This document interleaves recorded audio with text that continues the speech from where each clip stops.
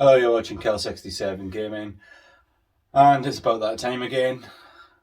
It's been a little while since our last pickups video. Yep. And it's a couple of weeks left till Christmas, so this will be our mini haul for November.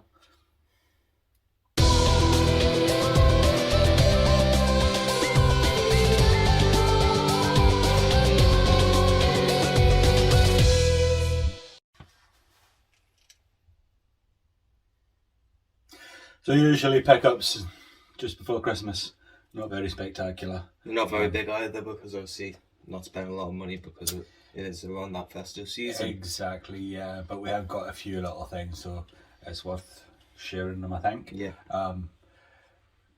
Extremely unusually for this time of year, November was a new console month. Usually you don't get them until Christmas itself. It's not one that I think too many people will be familiar with. It is this one. It is the Astronic MPU 1000. Now this was a contemporary of the Atari 2600. So we're talking late 70s that this thing came out. And all this is an Astronic. It was released under several different manufacturers' names. It was originally designed by Radifin, I believe. And this may be the one that was the Fairchild Channel F in the States. It's a little bit annoying, this one, because everything's hardwired into the motherboard, the joysticks, the RF cable and all that, so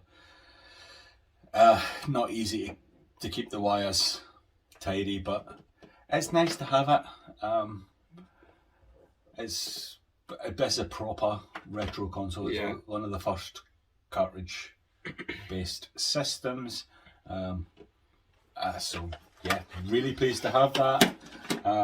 Don't know how much play it'll get, because obviously the games are a little bit primitive by today's standard. And now to go into the actual games instead of obviously the consoles and that, for the PlayStation 3 this is Just Cause 2. Now whereas I believe I have played this before, we never actually had a physical copy of it. For those who know, Just Cause it is I believe if I remember correctly, a third-person shooter. But you can grapple all over the place and go through different vehicles. It's like an open worldy sandboxy thing. Yeah, and you can destroy quite a lot of the things and that through all your explosions and that.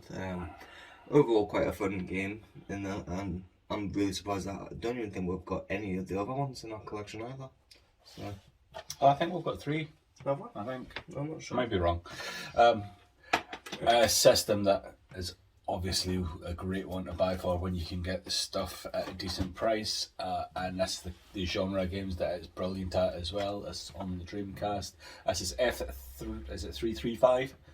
355 challenge. Obviously Ferrari licensed cars. Sega always done brilliant arcade races, so every time you see a racer on the Dreamcast, we'll have to pick it up, don't we? Well, that's if it's not a ridiculously high price. Yeah, there is that. And I like the Dreamcast. It doesn't get as much love as I'd like it to get, just because the games are getting up in price there now for them. But that's a nice one to pick up. Next up is for the Nintendo GameCube. This is Call of Duty Finest Hour. This is the original Call of Duty. No, it's not. Is it not?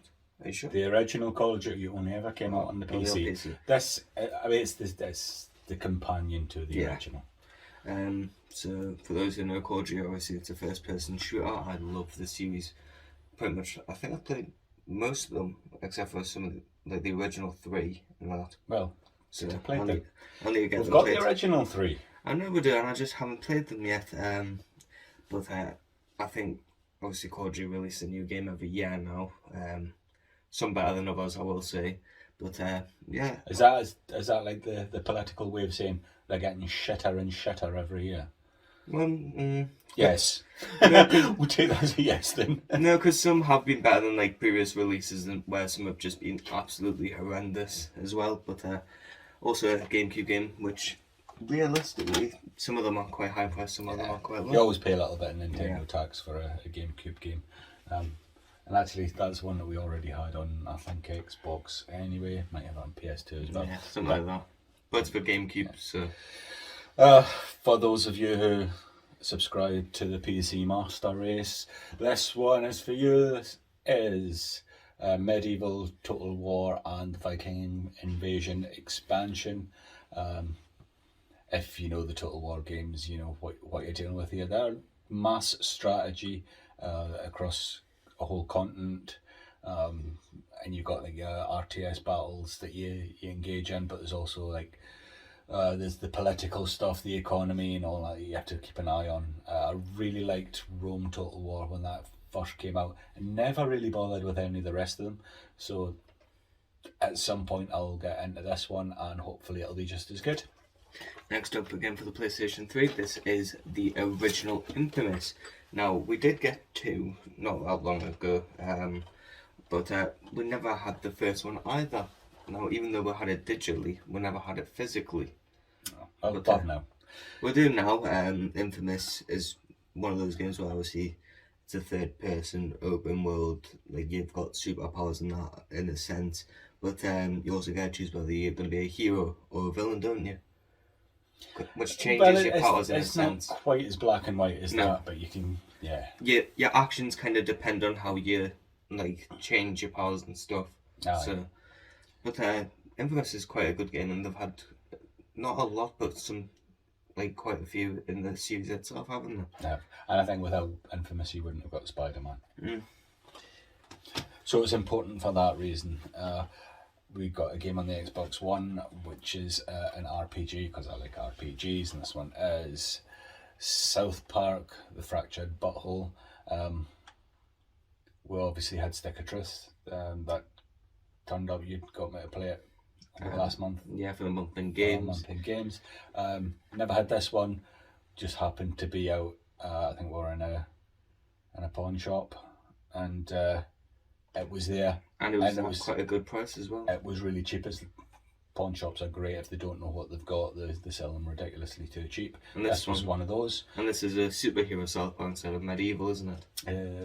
I don't know. Yes, I guess so. I haven't actually played it yet, so we'll see. Next up for the PC is Spellforce, The Order of Dawn. This is it's a point and click fight, like adventure game in a sense, but not like strategy wise. It's like a Diablo RPG, is it? Something like that. It was quite cheap and it looked quite interesting, and you don't very often ask for PC games, no, but you like the look of that one. I did quite like the look of this one, and I think if potentially when I do get a PC, that this could be one which I'll play first or quite early. Well, you can do that. I've got a game here for the PS4. It's actually still sealed, so you know that I haven't played it, but this one is Monkey King Hero is Back. This is was it Odyssey to the West? If anyone remembers Enslaved Odyssey to the West, or Journey to the West, whatever they called it, this is like it's like a follow-up title to that. So it's obviously the Monkey King from that game in a new adventure. So if you like that one, you might like this one. That's kind of why I've got it, because I might like it. I shall see when I put it in the machine, I guess. Next up for the PlayStation 4, this is Dungeons 3, the Extremely Evil Edition, which obviously gives you a few extra things. This is another one of them ones that look a bit like Diablo, and I believe we picked quite a few of the Xbox One and PS4 things like up because they were quite cheap when we went out, weren't they?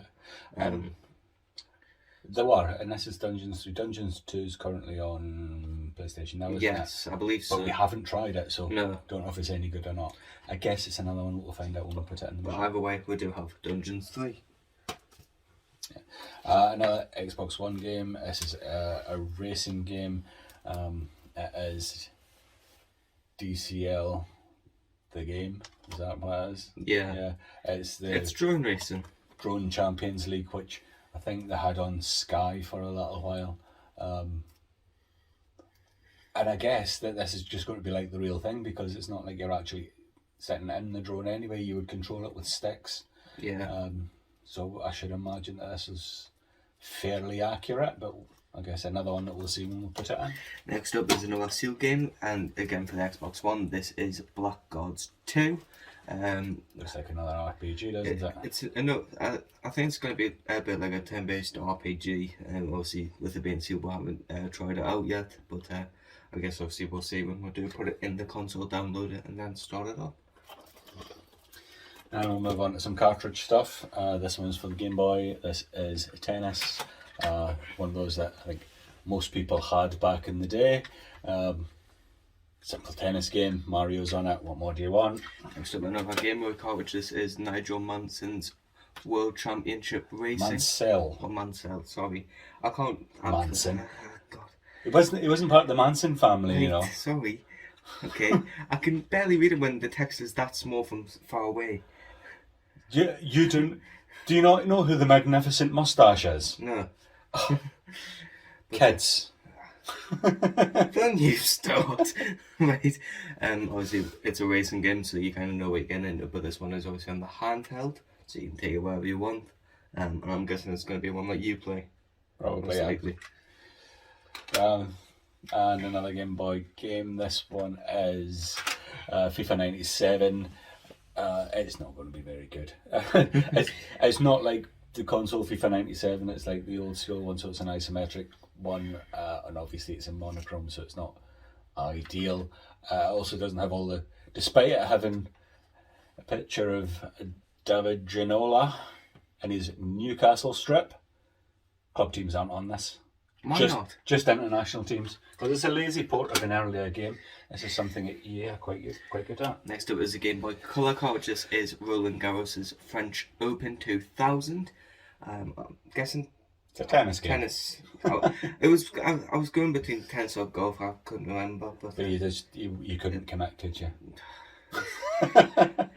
Well, it's obviously a sports title. It's not a sports title. A lot of consoles, if not all of them, typically have quite a lot of them. They do.